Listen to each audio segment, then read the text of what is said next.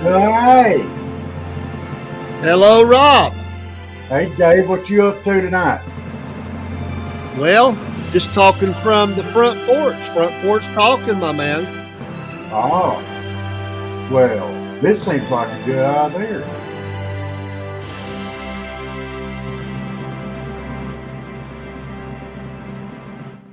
Yeah, Yes. we like stepping out on the front porch and just talking about whatever. That's the beauty of being Southern. Is sometimes we just sat around on the front porch and we just talked about the weather or whatever. Didn't matter. Whatever comes up. I do have a question for you, Rob. Before we get, because we're just talking. It's a Okay. magazine I get sent to me. It's kind of a political magazine, but it has something on the front of it. It's a James magazine, and it has some interesting articles and stuff about Georgia. But Okay. you'll notice on the front of it, hot air balloons. And I was just wondering if you've ever done that. If you ever went up in a hot air balloon. No, never really had a desire to. I've never done it either, and I don't see me doing it. No, I'm a fat boy. Fat boys don't go up in hot air balloons. We might be. I guess we have enough hot air to keep it up. We're full of hot air. There's no doubt. But going up in the hot air balloon, I don't see me doing that. But it's pretty big in the South. In certain areas, there's people that pay to take you and your sweetie up and have a romantic flight through and they have festivals and bunches of balloons that go up. I don't know what areas, but you obviously have a lot of, you want to have some open ground where you have beautiful scenery and stuff. But I just don't see me doing it. What the heck is romantic with all that screaming going on? Come on. And that's the guy. Yeah, and that's the guy. It's not the girl. That's the guy. It's like, yeah. Oh, it's beautiful. Ah! Get me down. Yeah, heck me down from here. No. I'm not doing it at all. But guys, look, this is our first time doing our talking on the front porch, and our front porch talking, and we're gonna talk about a couple things. But look, in the future, if y'all want to be on front porch talking with us, send us a message. Let us know. We've got a few rules people have to go by, like no cursing, no nothing like that. We don't play with that. And if you got something interesting you want to talk about, that's fine. We'd love to have you on here. Just come on up here on the porch and talk about it. If you don't follow the rules, we will boot you. And we're serious about that. We don't, because, we want this family friendly. We want the kids to be able to watch it if the parents approve. And we are going to keep it that way. So if y'all want to jump on here and talk on the front porch with us, we'll love to have you. Love to have you come up. The topic, it could be anything just about. That's the beauty of, like I said, sitting out on the front porch. Maybe you got some rocking chairs going on. Maybe there's an old hound dog laying there just relaxing with you. Maybe sitting around drinking. We definitely drinking some sweet tea from the front porch. We're waving at the neighbors as they go by, or just strangers. Doesn't matter to us because we don't meet a stranger. And we might be now. I got to tell you, Rob, on the front porch, there were times we were shucking corn, and it became a little bit of work. Shelling peas and butter. Yeah, breaking some beans up, but when I think of the front porch and sitting around and just a nice cool breeze coming through, boy, it's been hot this week. It's getting hotter here in the South in Georgia. Humidity is real high, so those are nice, cool thoughts to sit on the front porch, sweet tea, nice, cool breeze blowing, and just relaxing and just talking. You're taking a nap and just talking about whatever. And so as we do that, we talk about things we're doing with the Southern Fried Podcast. We hope you like our programming. We posted up on our site. We have Mama Said is a regular feature for us. Southern Manners is another regular feature for us. We've got feature interviews that we've done. We've done 2 so far, and we have more to come on that. We have the front porch talking. There's a couple of, actually 3, Robert. 3. We've had the Southern Fried Podcast Sports, that's going to be a regular feature for us. We're going to be talking all things football, pro, college, fantasy sports, whatever we want to talk about. But we've got 3 new programs that I think it'd be good to just springboard into and talk about briefly.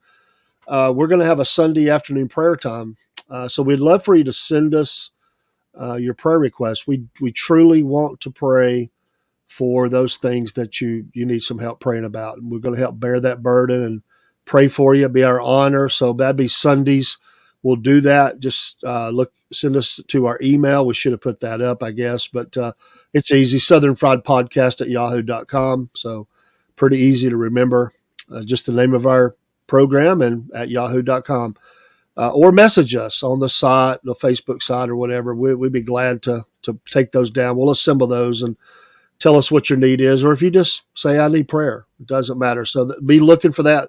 The first episode of that will be in a couple days, and eventually we'll be live with that. We're working on that. We're getting to that point, but that'll be a live program. A couple of others, Robert, that we're working on. One of them is soon to come. We're putting together the details now, and that's Main Street.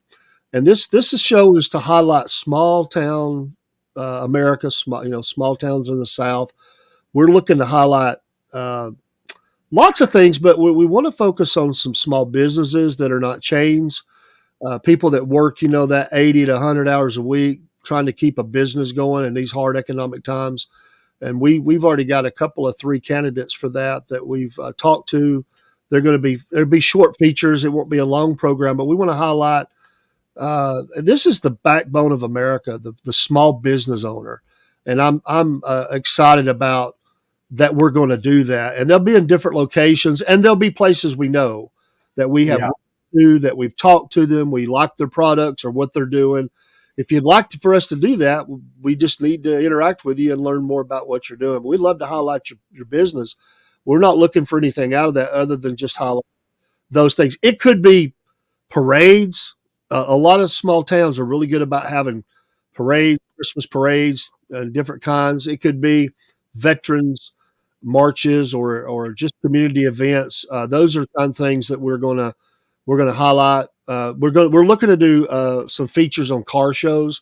This might also fall into that. We've got another program, Rob, we'll just get to talking about whatever. We haven't put it all together yet, but we kind of thought it'd be kind of one of the sayings we have in the South is, I remember that. We're going to talk about things that we remember and how it affected us. These could be different kind of major events in our life.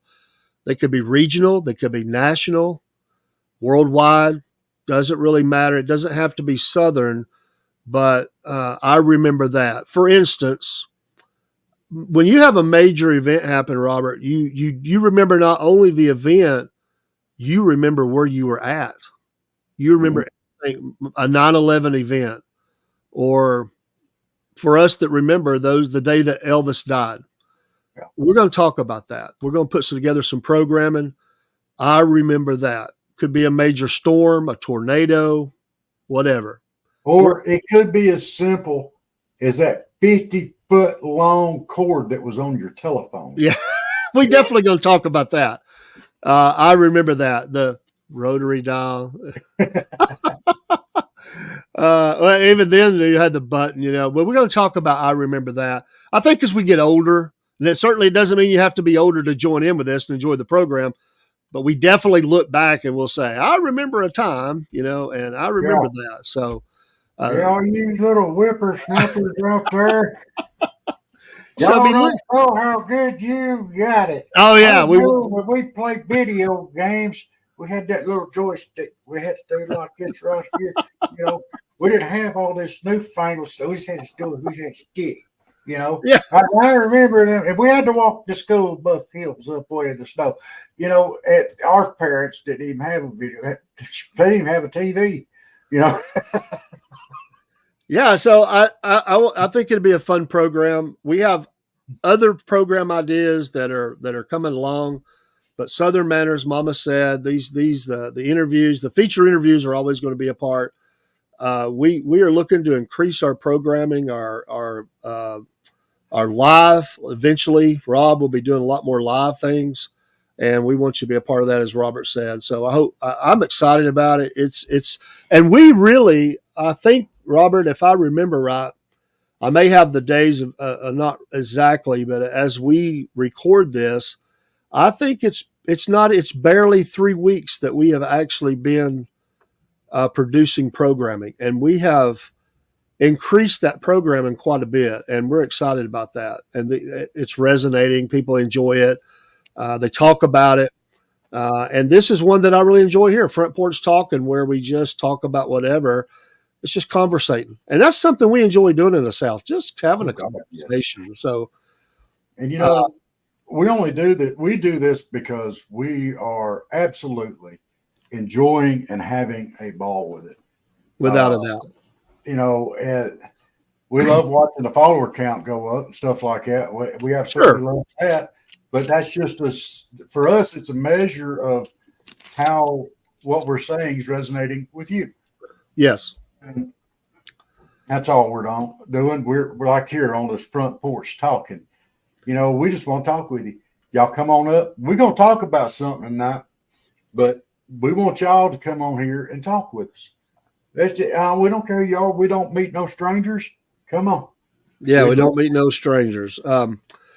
So how was your day today, Robert? I mean, it was hot, obviously, in North and South Georgia. It was very humid. I know for us, we've got some rain coming first of the week. But yeah, we're fixing to enter into that brutal, hot, humid time of the year. The July is just around the corner, then August, but we start looking towards the fall and fall football and festivals, and so cooler weather. I love the fall, by the way. I love the fall. Summer's great. You got a lot of things you can do, the water things and fishing, and it's, you know, but it is hot. It is hot here in the South. What are you talking about? Well, fall? You have a fall up there? Let me tell you something. A little bit. Around here, we got 4 seasons, just like you do. Okay. December, January, February, summer. That's it. That's our 4 seasons: December, January, February, summer. Well, when does the gnats start coming out? As soon as it get ready to. Once it starts warming up, they're here.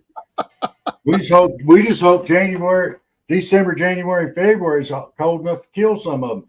And this last year it wasn't. Them little suckers are everywhere, and they make a beeline. And y'all people above the gnat line don't know how good you got it. I know. Them little man. And you can't even video the darn things. I tried. They're so small you can't even video them. But when you go like this right here by your ears, you can feel them. You'll hit 200 of them, and then you start doing the religious stuff, trying to keep them out of your nose and out of your eyes. Oh, it's a challenge. I know. So, but you know where you're at. You're just, as we say in the South, a hop and a skip from Florida. So you could jump down to the beach or whatever, you know. We do go to the beach every once in a while around here. We're close enough to make a day trip, but we're not in Florida. Oh. My wife and I go to Florida every once in a while. Now we live out in the boonies. And just the other day, we decided we was going to go to Costco. We go about once a month down to Tallahassee, Florida. Now, if those of y'all that don't know, rednecks come from the panhandle of Florida. Where they come from? They're born and bred there. I didn't know that. They're proud of it. So we're going to go to the Costco. So we decided we was going to stop and get something to eat. We was hungry. You don't want to go grocery shopping hungry, especially not at the Costco. You'll walk out and won't have a dime left. They'll get every nickel you got if you go into Costco hungry. So we stopped at the Cracker Barrel. You know, just get you to Tallahassee. I'm going to tell you something. I kind of like Mr. Cracker Barrel. Me too. As I've gotten older, I've learned that they do serve something besides the country boy breakfast. But Oh, really? I didn't know that. yeah, they do. It's amazing. Blew my mind, dude.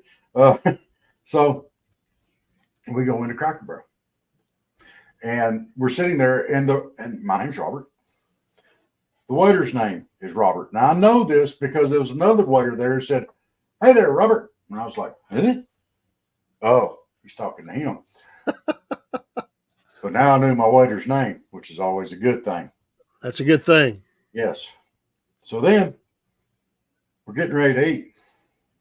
My wife's ordering. My wife is a vegetarian. Yes, go ahead. Let me have it. She's a vegetarian, so she has to be careful as to what she orders. He finally gets her all taken care of. And he looks at her and says, "And what will your father be having?" Dude, I don't care if your name is Robert. I can get up in here and kick your butt. And she was fixing to jump on him too. It wasn't just me. My wife was fixing to jump on him. He backed off real quick. So did that? I'm sure that didn't increase his tip. No.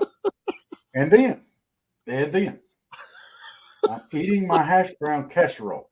Oh, I love that. You got to eat hash brown casserole. I feel something in my mouth. It's not hash brown casserole. And I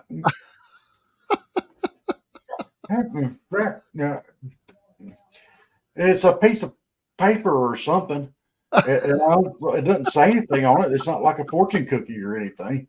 And I laid it out there, and I couldn't even finish my hash brown casserole because I was like, "Sure, another piece." Oh man. So hey, maybe he thought you were gumming your food since he thought you were like your dad, So now let's put all this together, okay? Okay. Number one, what will your dad be having? Piece of paper in my hash browns. That's 2 strikes. Yeah. That's 2 strikes. Get up late. My wife's behind me somewhere, and I go up and pay for it. But I only had to pay for 1 meal. But I got thinking about it. I better let them know so they don't think she's trying to walk out. And the lady up at the cashier, she had a low center of gravity. That's a good way to put that. And I told her, I said, "Look, my wife's coming up here behind me. Don't think she's trying to walk. Oh, we just tackle you anyway." And I was like, And I was like, "No, we're going to pay." Oh, we tackle you anyway. We don't care if you pay or not. I just tackle you. I was like, I said, "Is that the way y'all do things down here in Tallahassee?" She said, "Yeah."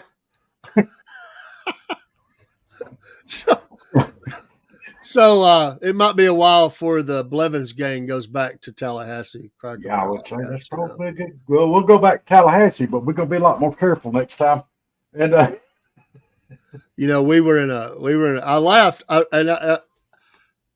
I didn't like it, but I got so tickled. You ever have something happen and you really should get mad.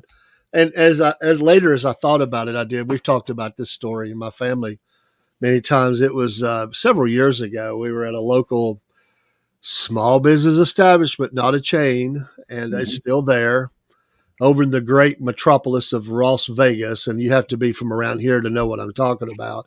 It's the city of Rossville. And anybody that's listening from Rossville, we love Rossville, but everybody knows that we call it Las Vegas. And I'm not naming the business, but we were having some dinner. It was a good dinner. I mean, it was, some good meat and 3 kind of dinner. It was me and my wife. My mother-in-law was still living then, and one of my sons.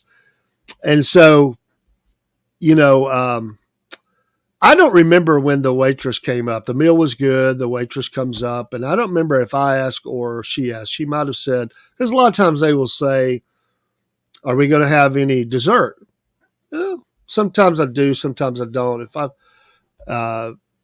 If nowadays I decline it a lot just because health and sugar levels and whatever else. But I won't say that I refuse it every time. But anyway, I said, "Yeah, what do you got?" She mentioned a couple of pies and cakes. So I got a pie. I don't remember what, coconut pie or something. So she goes away to get it. We're enjoying our coffee and our conversation and just enjoying life. Everything's good. So she brings back this really good looking pie. It was a pretty big slab of pies, we'll say, here in the South too. And so my son, who's sitting right in front of me, he sees this pie. And he's kind of shy anyway, so it's just comical when I think about it.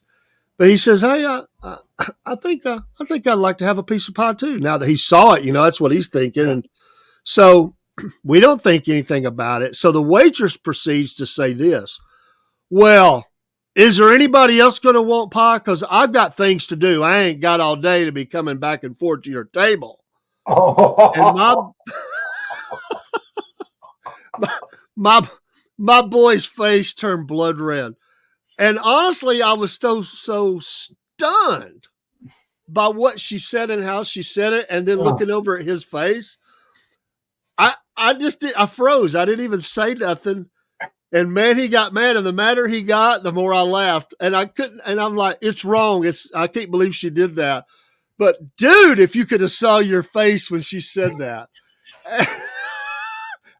I remember my mother-in-law going, "Well, that's the rudest thing I've ever heard. Ain't it? Ain't that her job? She just get a little fired up about it." But it's funny when you go to restaurants, man. You don't never know what you're going to get. We had no problem till then. And by the way, I have to say, there was only just a handful of people in the restaurant. We're not talking about that. They're so busy. Hey, I get it. You can wear your waitress out if you just keep wanting things and everything. But it is what they do. They want to tip. But yeah, they want to tip, and they don't make a lot of money. And we always, try to tip well. Yeah. But I could not believe it. But you're talking about laughing, man.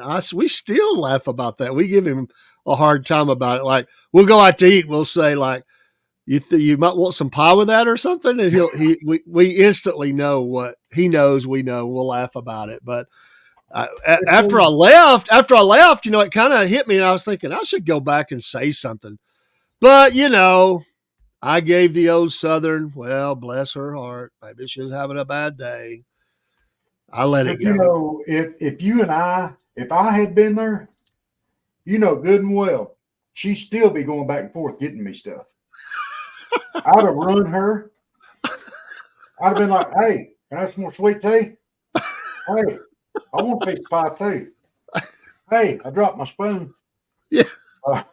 I need some more napkins, or, how about a freshener on that cup of coffee, or maybe I need a cup of coffee or something." Oh, I dropped my coffee cup. Will you get me another cup, please?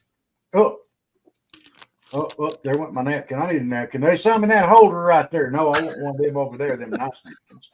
Bring it to me. Did you ever work in a restaurant, Robert? I don't know if I even know the answer to this. I think that you did, but I don't know. I will have you know that I was an assistant manager at a Taco Bell. Well, I'm sorry, that I even question your ability to have worked in restaurants. I worked in 2 restaurants. A pizza place, and way back in the day, I did Shoney's, back when Shoney's was everywhere. Yeah. And I was just going to say, it doesn't matter which restaurant, whether it's whatever it is, you haven't lived really until you've done that. No. If you want to see the best and the worst of human beings, work in a restaurant. Yes. I get it. No matter the business, you deal with humans, and they can be just ugly and all that. But I don't know, something about food. It's like you said earlier, food, people get a little crazy around food. And sometimes it's the staff, they're just bad helpers. And sometimes it's the people come in. But I've seen a little bit of everything in restaurant work, man. It doesn't pay a whole lot, but you definitely learn how to have patience or go out the back door and kick something, because there's probably not a shift that goes by you're not going to have somebody get smart with you. Yeah, and it tends to be customer service in general these days. Oh yeah. When I was cutting meat, and I was a butcher for most of my life. Uh, and most time I was either the manager or the assistant manager or something along that lines. You have responsibilities, and you have part of that responsibility is customer service. Oh yeah. And Dave's known me for wow, 30 some odd years, probably. I would say a good 30 for sure. Yeah. Yeah. And he could tell you what a ray of sunshine I am at all times. I don't ever get flustered and speak my mind or just do something just to see what kind of reaction I'll get from it. And yeah, I'm kind of notorious for that. But the customers, and I hate to say this, my most hated time to work was Sunday afternoon. I know. You get the church crowd that comes I in right know. after church. That pains me to hear that, but it's true. Oh my gosh. And I would rather deal with some bum right in off the street than I had to do most of these people because for some reason, I think I put it together. I think they thought the preacher was talking to them specifically. So they were angry. And then they come in there and I want that pork chop right there. I want that one. I'm like, here, bitch, go get it. The hellfire phone just carries over, and you're like, and there's a little fear and tears run down your face as you try to avoid and dodge and duck. My last manager, he really hated me. He did. I loved him though, but he hated me.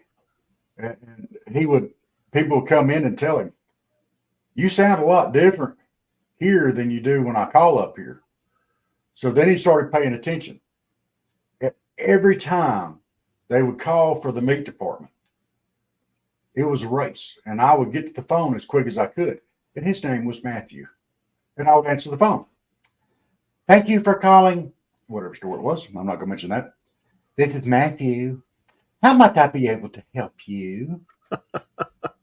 And then he caught on to what I was doing. I was talking very effeminate. And I was doing my best to help him out. And he was like, why do you keep doing that? I said, could you do that? And people were coming in looking for Matthew. Like Matthew be like, oh, that's not me. That wasn't me that was on the phone. That wasn't me. And I'll be like over there, yeah, right. Yeah. I heard you on the phone. Oh. I remember there was a waitress that I worked with, sweet lady. You talk about the church crowd. And hey, I hate that because, I've heard it a lot. I've heard it at convenience stores. I've heard it at restaurants. The church crowd is the most demanding, the worst tippers. And I'm not saying that everybody's that way on the Sunday crowd, but it is a theme, and you can ask that anywhere. And they're rude, and it just doesn't. It's sad. It really is. And as a man of faith, I hate that. I really do, because that reflects on all of us. But the worst one I saw was there was, and a lot of times you build a relationship with a service worker. Like you come in and you request, you have your waitress or waiter, you just like their service and y'all become friends, at least when you come there. And so there was this group that they'd always request this waitress, and she just loved them to death and they loved her, or we thought so anyway. But I will never forget this as long as I live. I was probably, 17 years old or something like that. It's not even around anymore, the place. But she was so excited. She came back to tell us that we were working in the back most of the time, and they had left her a $20 tip. Now, you got to remember, that's a lot of years ago. 1930? Yeah, well, today $30 is still a lot of money, but it sure don't go as far as it used to. But back then that was, or $20, I said, it's pretty significant. So we were excited for her. It was like, wow, she'd never had a tip that big. And she said, my people are, this particular group, I love them. They love me. And what a blessing. Great story. we had this feel good thing for the rest of the night, closed down the store, and you go home, you start a new day. So Monday, that was Sunday, Sunday crowd, church crowd. Monday, one of the guys that was in the group came back, and she goes out and meets him, and he had the audacity to say, "Hey, we didn't mean to leave $20. We meant to leave a 5, and we'd like our change back." Can Robert, what would you have done? I mean, she was devastated. If she hears this program, I want you to know I felt so sorry for you. I really truly thought that was one of the lowest things I've ever seen. Granted, even if they did mean to only leave the 5, which I'm sure they did, you did it. You just deal with it. You just deal with it. You don't do somebody like that. But you know what? I'd have gave it back to them, and I never would have taken another tip from them. Yeah. They'd try to leave me a tip. I'd say, "Hey, you left this on the table. Take this." I don't think I'd have ever took another tip from them. Yeah, because that's low down and dirty. It's really. Did the people come back after that? Oh yeah. Yeah. She was left in tears. I don't think things were the exact same after that, but they still come in, Yeah. So I think some people just do stuff like that, and I don't understand that. You don't treat people that way. No, you just don't. But you don't. Well, here, if we leave you a tip, even if we accidentally left you way more than what we meant to, we're not going to come ask for it back. That's right. It's yours. But I would better look at myself in the mirror after that. On that note, I heard a story the other day and you hear about these every once in a while, where a group of people, they like a waitress, they realize that it could be a waiter, but in this case, the last couple I heard about were females, waitresses, and they realized the struggle that this lady was going in or something. So they pull their money and they come back in and they leave like a really good tip, like $500. I've heard of 1,000. I've even heard of 2,000. I know there's stories out there of even more, but can you imagine how life-changing that is at the moment for someone who's maybe in college or they've got kids at home and every penny counts. And to get that kind of money, wow. That would be amazing. Now, here's a question for you. This has come up. I didn't think about this when we were talking about this. There's a question out there right now. Should tips be taxed? There's a lot of talk about that. No. And there are some legislation in some areas to try to say let's not tax the tips because these folks don't make a lot of money anyway. Granted, I know there's high dollar restaurants where maybe they do. But that's not the normal. We're talking about people that make very, very little, really, comparatively to working regular jobs and stuff. I know I'm not saying regular, and it's a job just like any job, but where you got benefits and you've got a good salary or a good pay per hour, they make very little per hour. It is a lot of their pay is based on tips. Anyway, that's been a question here lately, and some restaurants have the policy that you must share the tips with all the other workers. That's another. Some are okay with it. Some are like, what was given to me? And sometimes the ones given the tip say, listen, I tip other people here too, but this was for her. I want her to have it or him to have it. Look, if I tip somebody, it's because they did a good job. Yeah. And I want that person that did the good job to have it. Because the other guy that they're splitting it with may have been some slacker that wouldn't fill my sweet tea up. I want the person I gave it to. Yeah. I know they shouldn't tax it because that is a gratuity. It was given to them as a gift. Yeah. It should not be taxed. And if you're going to look at it that way, then that would be an inheritance type thing or a gift, and you're allowed to receive, what is it, 13 million in gift money before it's taxed? I don't know about that, but I would say that that I would concur that I would like to see that, because it's just, and I know we have to pay taxes, but my goodness, they waste so much taxes nowadays of our tax money on things that don't matter, or they shouldn't be. It's a total waste of just blowed the money or whatever. But I think I would like to see that. In fact, I don't think, I know so. But I think that's a good point. A lot of service workers, they don't really even work full time because they don't want the workers to, to get overtime. They don't want the workers to, maybe they have to provide full time, get benefits and stuff for being full time. So they work on part time. And Yeah. that part time service worker sometimes works 2 and 3 part time jobs, which is still very low money. They never get real benefits and stuff. That does happen in places. So, I think all of us that understand this want to support those folks, want to help them as much as we can, because we realize the struggle is real. Wait a minute. The government waste money? Wasn't there just like a thing I saw like this week or last week where all those billions that they put aside to build charging stations for electric cars, and how many did they get built? Something like 9 or 7 or something like that. Yeah, less than 10. It was less than 10. Yeah. Yeah, And, that was money well spent right there. Let's raise start taxing people's tip money. Yeah. Yeah. So I think all Americans can empathize with what we're talking about. I wanted to say too, and as we're recording this Front Porch Talking, and we have another promo that we did for Father's Day, but I want to circle back. That's kind of a common thing that's said nowadays. If I can circle back, Robert, I was thinking about this too, as I thought about my dad and my mom, especially my dad, because he was the main breadwinner.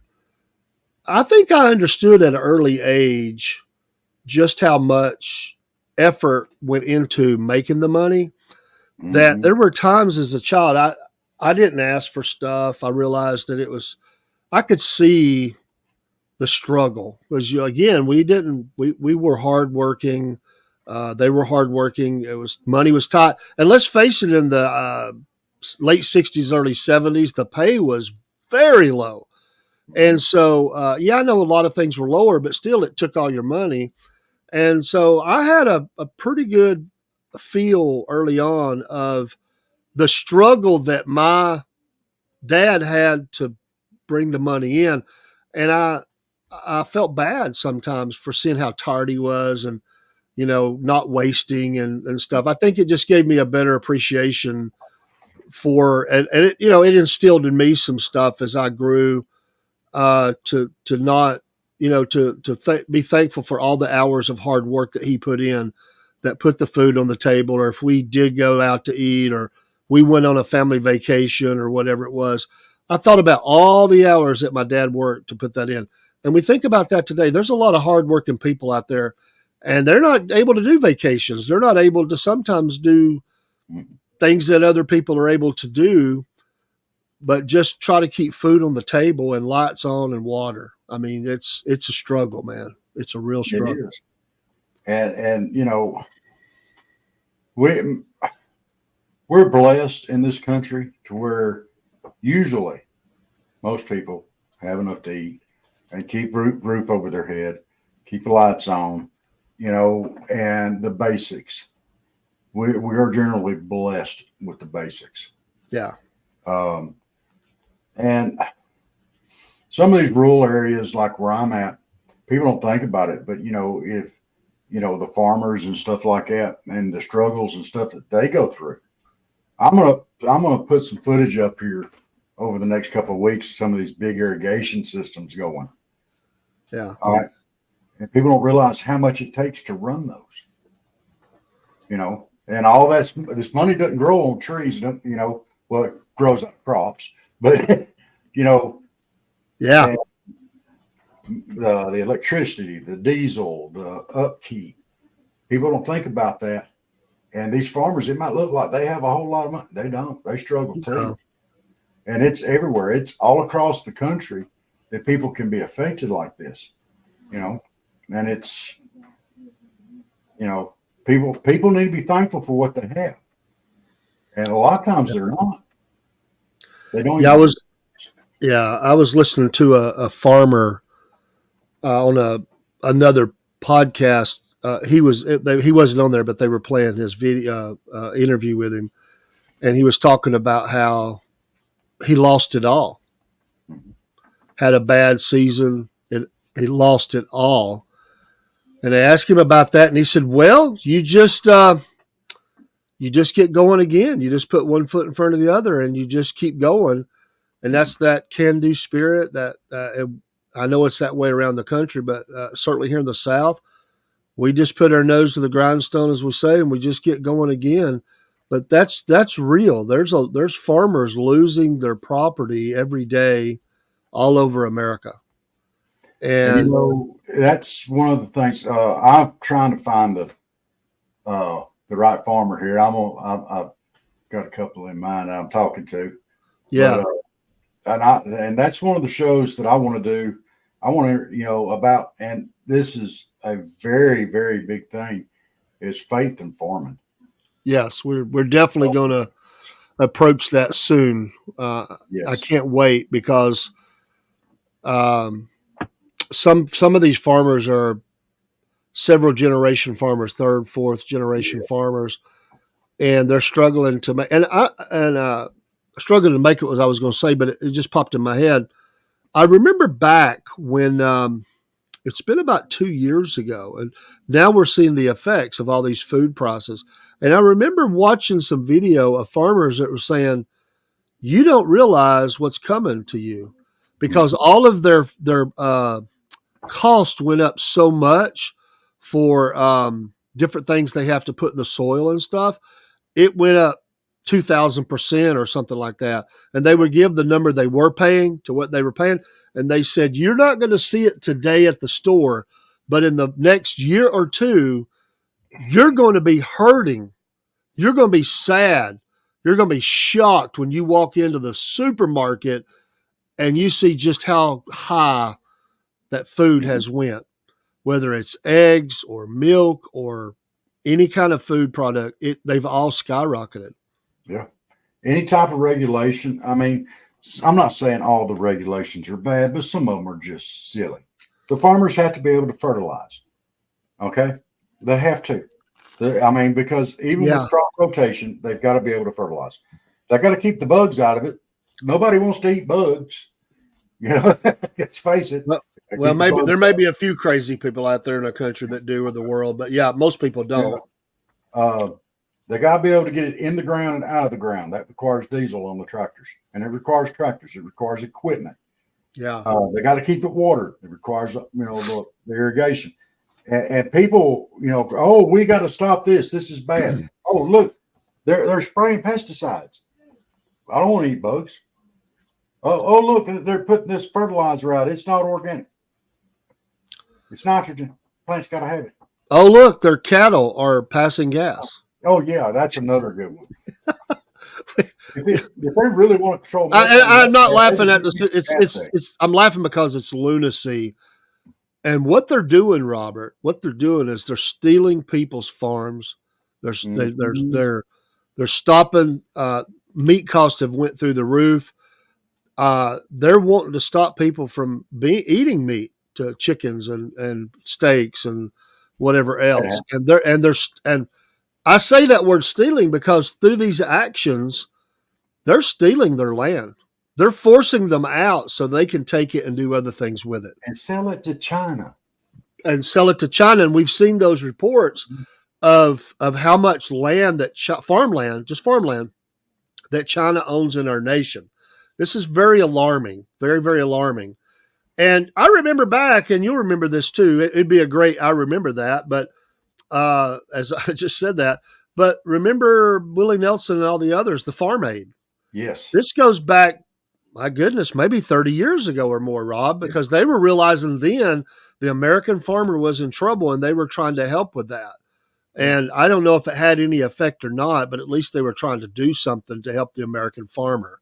And there's a lot of people out there that want to, but we need to do more. We need to press for legislation and we need to try to get these costs under control for the American farmer. Yes. All right, guys. Well, I'll tell you what. It's about time for me to go inside the house and get up under the fan, kick my shoes off, and go to sleep. That's right. That's what we do when it gets late after we've been talking on the front porch. Yeah, it's getting dark. The mosquitoes are coming out, and that's the Georgia State bird right there. we got to get in the house and get cooled off and get some sleep and tackle another day. But we've enjoyed talking to you from the front porch talking. And y'all remember, y'all want to join us on here? Let us know. Put the email address up there on the bottom. So y'all there it is. I see it. Okay. Love you, Rob. Love you too. Appreciate Love you, y'all. And God bless all of you. And we'll see you next time here on the front porch.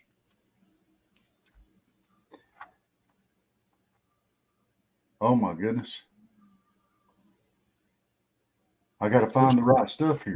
We're still y'all are seeing a technical difficulty in process. Good night, y'all. This guy, or is it this way? No, this guy. I'll put y'all good night.